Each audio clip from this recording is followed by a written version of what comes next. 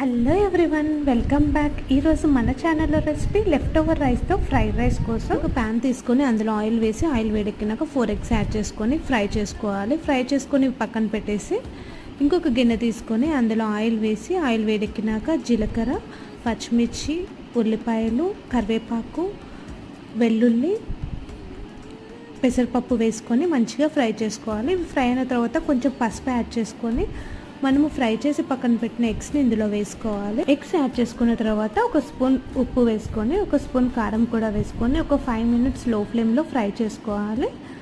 ఆ తర్వాత మన దగ్గర లెఫ్ట్ ఓవర్ రైస్ కానీ ఆల్రెడీ కుక్ చేసిన రైస్ చల్లారి పెట్టుకొని కానీ ఇందులో యాడ్ చేసుకోవాలి. రైస్ యాడ్ చేసుకున్నాక మంచిగా ఉప్పు కారం కలిసేలాగా కలుపుకొని ఒక స్పూన్ ధనియాల పొడి కూడా యాడ్ చేసుకొని కొత్తిమీర కూడా వేసుకొని 5 minutes లో ఫ్లేమ్లో కుక్ చేసుకుంటే మనకి ఫ్రైడ్ రైస్ రెడీ అయిపోతుంది. ఈ వీడియో మీకు నచ్చినట్లయితే లైక్ అండ్ సబ్స్క్రైబ్.